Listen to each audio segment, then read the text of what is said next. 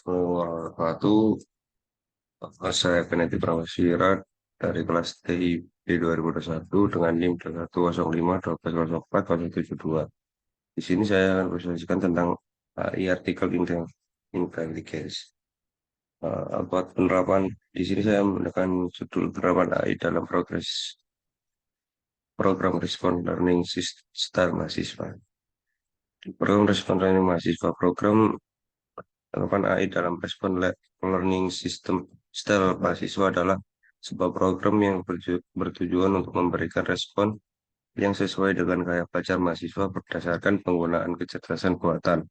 Program ini dirancang untuk membantu mahasiswa dalam memahami dan mengingat informasi pembelajaran dengan cara yang paling efektif berdasarkan gaya belajar individual mereka. Program ini memberikan manfaat bagi mahasiswa dengan menyediakan respon yang disesuaikan dengan gaya belajar mereka, membantu mereka dalam mengoptimalkan proses pembelajaran dan meningkatkan efektivitas pemahaman dan retensi informasi. Dengan penerapan kecerdasan buatan, program ini dapat secara otomatis mengidentifikasi dan merespon gaya belajar mahasiswa tanpa memerlukan intervensi manusia secara langsung.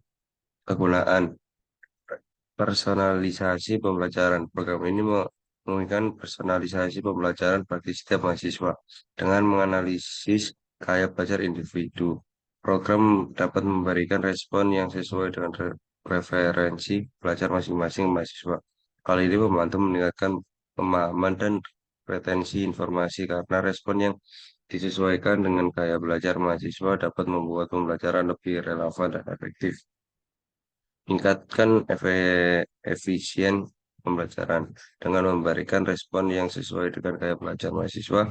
Program ini dapat membantu mahasiswa dalam memilih metode pembelajaran yang paling cocok untuk mereka. Hal ini dapat meningkatkan efisien pembelajaran, menghemat waktu, dan upaya yang diperlukan untuk memahami dan mengingat informasi. Dengan demikian, program ini dapat membantu mahasiswa belajar secara lebih efektif. Mengoptimalkan penggunaan sumber daya dengan memanfaatkan kecerdasan buatan, program ini dapat membantu mengoptimalkan penggunaan sumber daya dalam proses pembelajaran dengan memberikan respon yang disesuaikan dengan gaya belajar mahasiswa. Program ini membantu mahasiswa fokus pada metode pembelajaran yang paling efektif bagi mereka, sehingga sumber daya seperti materi pembelajaran, waktu, dan energi dapat dialokasikan dengan lebih efisien. Mendorong pembelajaran mandiri. Program ini memberikan mahasiswa kontrol yang lebih besar atas proses pembelajaran mereka dengan mengetahui gaya belajar mereka dan mendapatkan respon yang sesuai.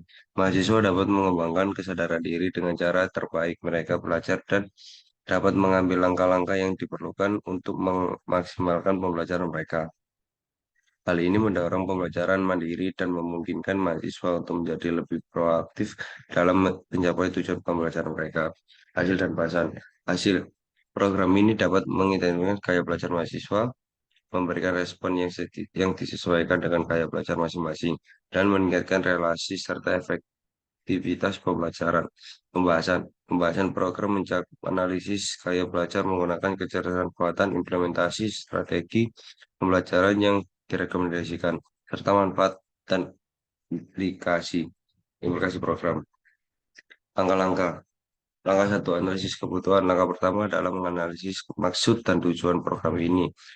Membutuhkan pemahaman tentang masalah yang perlu dipecahkan, tujuan penggunaan, tujuan pengguna, dan fungsi yang dapat diharapkan dari perangkat lunak. Dalam situasi ini, tujuannya adalah untuk mengembangkan sebuah program yang dapat memberikan tanggapan sesuai dengan cara belajar seorang mahasiswa. Langkah dua, perancangan arsitektur. Setelah analisis kebutuhan, langkah selanjutnya adalah membuat arsitektur program. Ini termasuk mengidentifikasi setiap komponen program seperti input data terkait pembelajaran, pemrosesan data, identifikasi data terkait pembelajaran, dan pembuatan tanggapan. Selain itu, arsitektur memungkinkan penggunaan algoritma dan metode AI yang sesuai untuk melakukan analisis dan mengklasifikasikan aktivitas pembelajaran. Langkah tiga, pengumpulan data dan preprocessing. Langkah selanjutnya adalah pengumpulan informasi yang diperlukan untuk menyempurnakan metode AI. Data ini dapat berupa kumpulan data yang mencakup perincian tentang praktik mengajar siswa master bersama dengan pasangan atribut-atribut yang bersangkutan. Data kemudian diproses termasuk pembersihan data dan pemrosesan seperti mengubah format data menjadi bentuk yang dapat digunakan oleh model kecerdasan buatan. Langkah 4, pembuatan model AI. Setelah pemrosesan data, langkah selanjutnya adalah melatih model AI mengategorikan gaya belajar berdasarkan input data. Model AI ini dapat menggabungkan algoritma pelajaran mesin seperti Nest Bayes, Test Trace, atau Neural Network.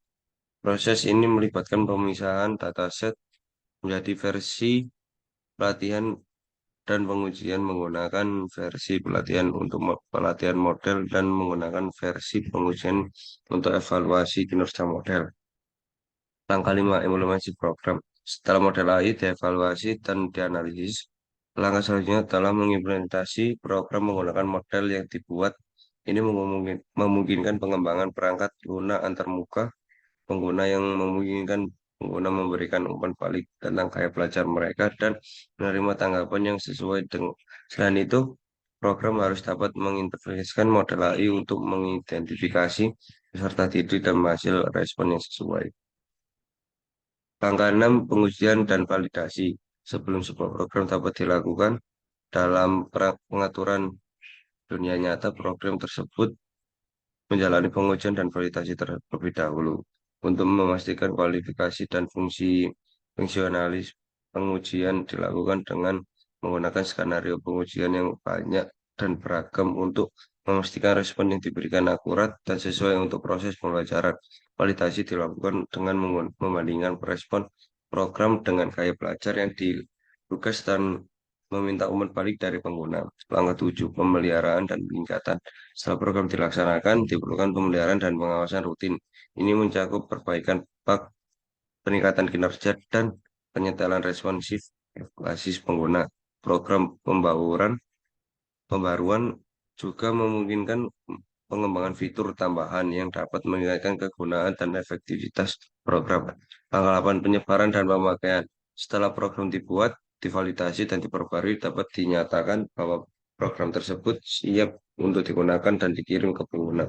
Program tersebut dapat diintegrasikan ke dalam lingkungan pembelajaran seperti platform pembelajaran online atau aplikasi pembelajaran yang memungkinkan guru menggunakannya untuk menerima tanggapan yang sejalan dengan metode pengajaran mereka dan mengarah pada metode pengajaran lebih efektif.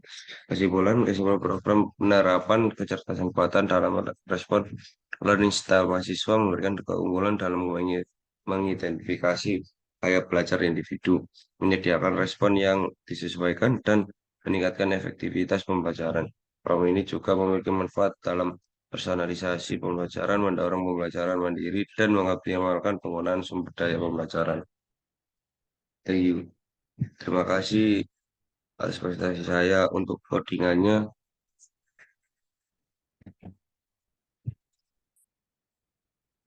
Ini ini codingannya. Untuk outputnya masih belum bisa dijalankan karena kan Discord saya sedang trouble. Itu hasilnya nanti saya SS. Terima kasih.